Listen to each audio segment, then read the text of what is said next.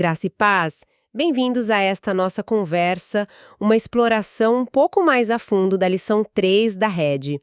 E o título é bem direto: Valores espirituais referentes à nova vida. Um tema fundamental, sem dúvida. Sim, e essa lição, olha, foi originalmente escrita pelo pastor José Aldoir Taborda. Nós estamos usando aqui os comentários, a análise preparada pelo pastor Elton. Isso. O nosso objetivo hoje é mergulhar nesses valores, sabe? O que define essa nova caminhada com Cristo. E a base são aquelas parábolas bem conhecidas. Ah, sim, a do remendo e a do vinho novo. Exato. Remendo de pano novo em roupa velha, vinho novo em odres velhos. Lá em Lucas capítulo 5. Imagens muito fortes. E o resumo de tudo tá lá em Gálatas 6,15, o texto áureo. O que importa é ser uma nova criação. É isso. A lição gira em torno dessa ideia. De que Jesus não veio só para ajustar o sistema antigo, né? Não mesmo. Ele trouxe algo radicalmente novo que, claro, bateu de frente com a religiosidade da época, principalmente dos escribas e fariseus. Vamos tentar, então, desenrolar essas ideias? Vamos lá. O primeiro ponto que a análise do pastor Elton destaca é quase um paradoxo, eu diria. Qual seria? A necessidade de estar no meio das pessoas, sabe? Inclusive aquelas que eram vistas como pecadoras, marginalizadas. Sim, entendi. Estar junto. Isso. Mas, ao mesmo tempo, sem se tornar como elas, sem copiar as práticas erradas. E o exemplo clássico é o chamado de Levi. Ah, Levi, o coletor de impostos, exatamente. E não era um coletor qualquer, né? Não era. Levi ou Mateus era publicano. Uma classe assim, odiada. Trabalhavam para os romanos, para o opressor. E ainda por cima, muitos eram corruptos, exploravam o próprio povo. Terrível. E Jesus não só chama o cara para ser discípulo, Como logo depois vai num banquete na casa dele. Lucas 5 diz que tinha uma grande multidão de publicanos e outros lá. Imagina só a cena. nossa, deve ter sido um choque total para os fariseus, para os mestres da lei que estavam de olho. Com certeza. Porque comer junto naquela cultura tinha um peso enorme, né? Muito grande. Não era só dividir comida, significava comunhão, aceitação, partilha de identidade mesmo. Então, quando Jesus senta à mesa com eles, para os olhos dos religiosos, ele estava se contaminando. Se igualando. Exatamente essa era a visão deles. A crítica tá lá em Lucas 5,30. É direta. Por que vocês comem e bebem com publicanos e pecadores? E aí vem a resposta de Jesus, que define tudo. Define a missão dele, né? Versículo 32. Eu não vim chamar justos, mas pecadores ao arrependimento. O ponto central não era aprovar o pecado deles, de jeito nenhum. Claro. Era oferecer uma porta de saída, uma chance de transformação. Era ir onde a doença estava para levar a cura. Entende? Faz todo sentido. E me lembra também a cura do leproso, que a lição menciona, também em Lucas 5. Sim, bem lembrado. Jesus toca no leproso, algo impensável pela lei mosaica, que mandava isolar para não ter contaminação ritual. Exato. Mas em vez de Jesus se contaminar, ele transmite a pureza, a cura. Parece um paralelo forte, não acha? Sem dúvida nenhuma. O toque de Jesus não o contamina, mas purifica o outro.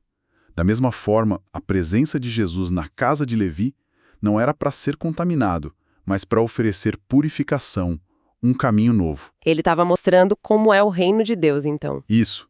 Inclusivo, redentor, que vai atrás do perdido. Estar entre eles era estratégia de missão. Não de se conformar, de ser igual.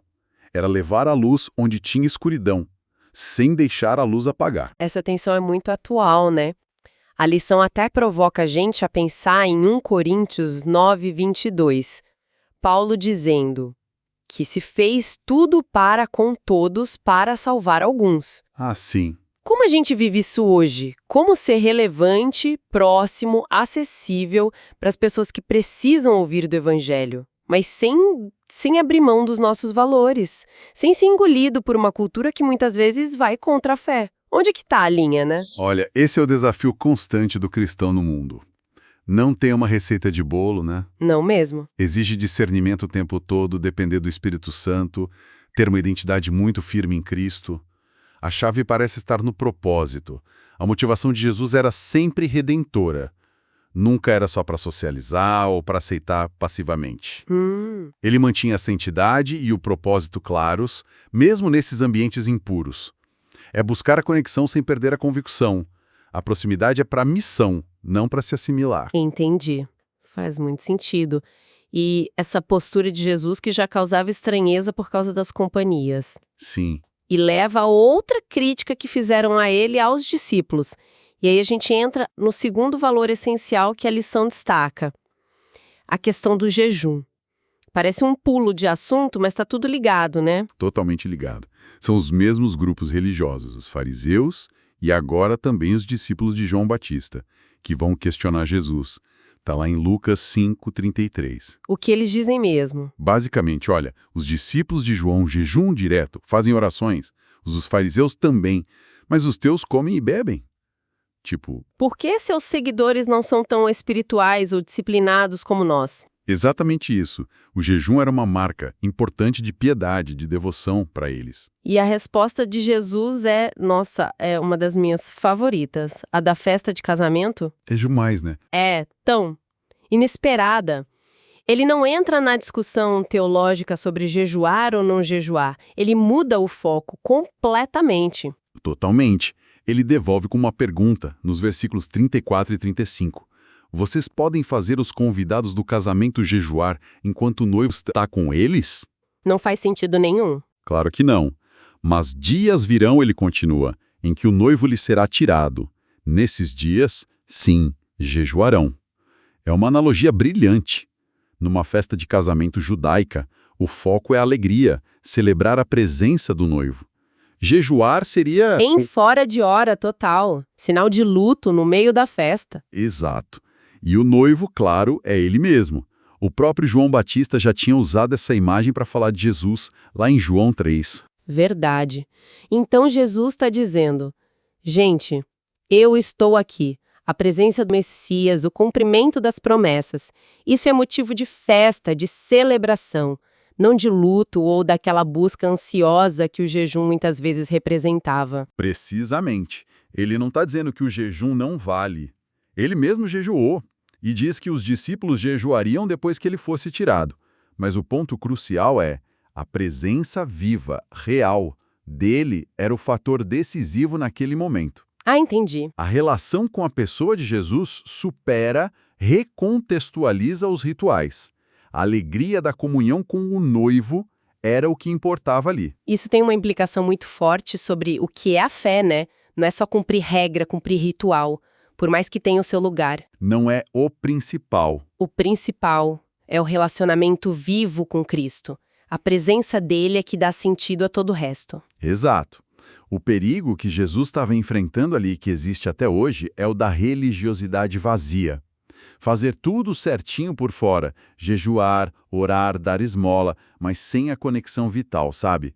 Sem a alegria, sem a transformação que vem da comunhão real com ele. A forma sem a substância. Isso. A forma nunca pode substituir a substância. Jesus estava começando uma nova era onde o acesso direto ao Pai, por meio dele, era a realidade. E isso trazia uma alegria profunda que as práticas antigas sozinhas não tinham da mesma forma. Fico pensando em como isso se aplica hoje em dia.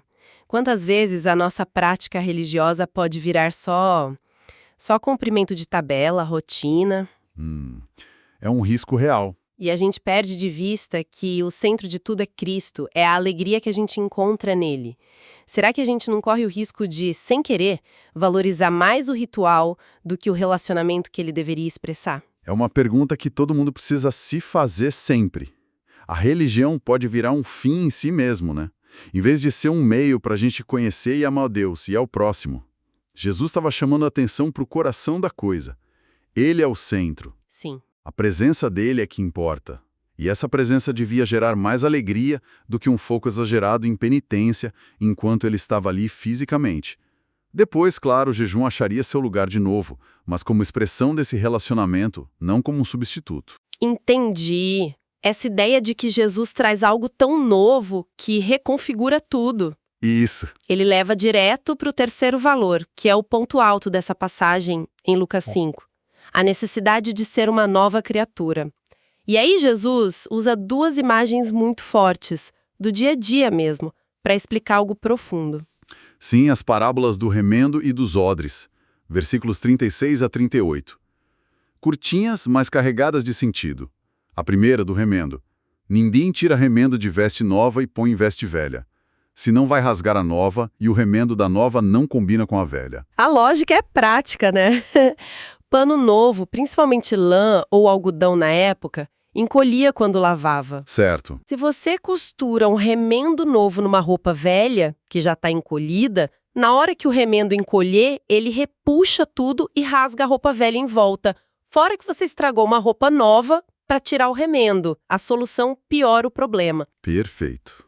É isso mesmo. E a segunda imagem, do vinho e dos odres. Ninguém põe vinho novo em odres velhos. Senão o vinho novo romperá os odres, o vinho se derramará e os odres se perderão. Mas vinho novo deve ser posto em odres novos. E os odres eram aquelas bolsas de couro de animal, né, para fermentar e carregar vinho. Isso. E o couro velho fica como? Ressecado, sem elasticidade. Já era? Exato. O vinho novo ainda está fermentando, soltando gás carbônico, expandindo. A pressão aumenta e o odre velho, que não estica mais, Simplesmente estoura. estoura. Aí perde o vinho, perde o odre, um desastre. Nossa, e o que essas duas parábolas ensinam de tão importante? De forma muito viva, elas ensinam que a mensagem de Jesus, o Evangelho, a nova vida que ele oferece, não cabe nas estruturas velhas. Ah! Não dá para só remendar o judaísmo da época com um toque de Jesus. Não dá para colocar a dinâmica explosiva, viva do Espírito Santo, que é o vinho novo, dentro das formas velhas da religiosidade baseada no esforço humano, na letra da lei, que são os odres velhos.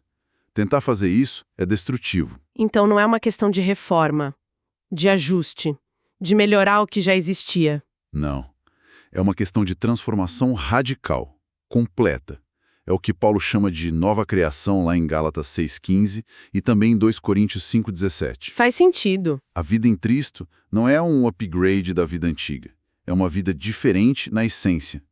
Precisa de uma estrutura nova, um coração novo, mente renovada, um jeito novo de se relacionar com Deus e com os outros. Colocar o Espírito dele dentro das pessoas. As parábolas de Jesus estão ilustrando isso, então.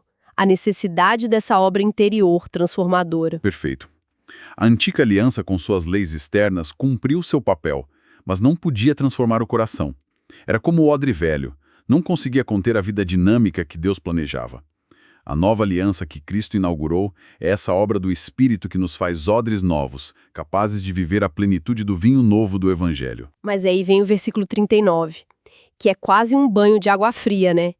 Depois de falar da necessidade do novo, Jesus diz: "E ninguém, tendo bebido vinho velho, quer o novo, porque diz, o velho é melhor." Isso parece descrever tão bem a gente, né?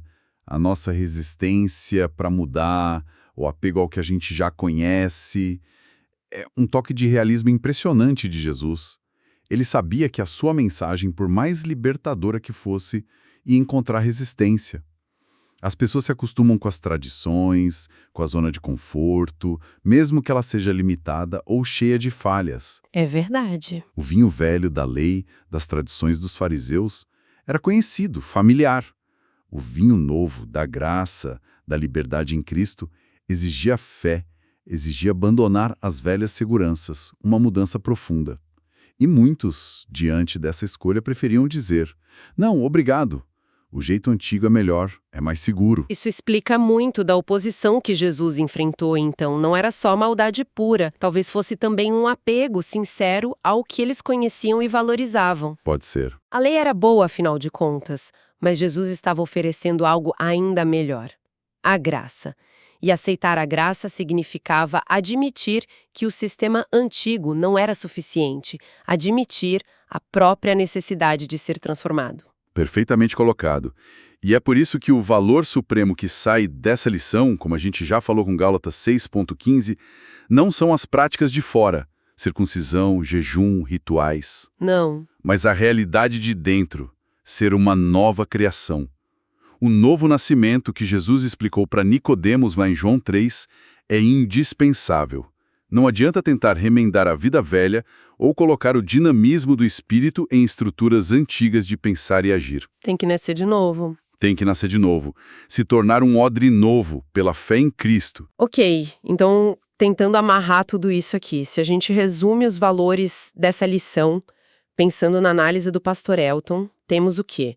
Primeiro, essa missão de ir ao encontro dos perdidos, ser sal e luz, estar presente sem se conformar com o pecado, buscando a redenção, certo? Certo. Missão sem conformidade. Segundo, a clareza de que o relacionamento vivo com Jesus, a presença real dele, é mais importante que qualquer ritual isolado. A alegria nele é central. Relacionamento acima do ritualismo. E terceiro, que talvez seja o mais radical, entender que seguir Cristo exige uma transformação completa, ser nova criatura, porque o evangelho não combina com as velhas formas. Transformação total, não remendo. Exato.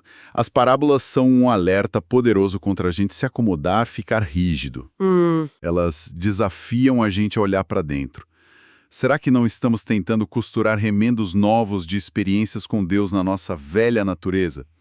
Ou tentando conter a obra do Espírito nas nossas velhas caixinhas mentais, religiosas, comportamentais? É uma boa pergunta. E nos confrontam com a nossa própria tendência de preferir o vinho velho do que é familiar e confortável, em vez de abraçar a novidade de vida radical que Cristo oferece. É um chamado para a gente ser flexível, né? Aberto à transformação que o Espírito quer fazer na gente, para sermos de verdade esses odres novos que podem conter e até transbordar o vinho novo do reino. Uma reflexão final que fica para mim é a seriedade dessa transformação. A vida cristã de verdade não é superficial.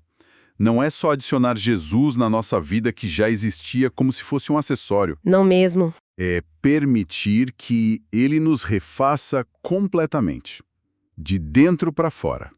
É uma entrega total que permite a gente experimentar a liberdade e a plenitude que só existem nele. É abraçar todo dia a realidade de ser uma nova criação. Muito obrigada pela audiência nesta nossa exploração. Foi um prazer. Até a nossa próxima lição da Rede Online. Fique na paz do Senhor.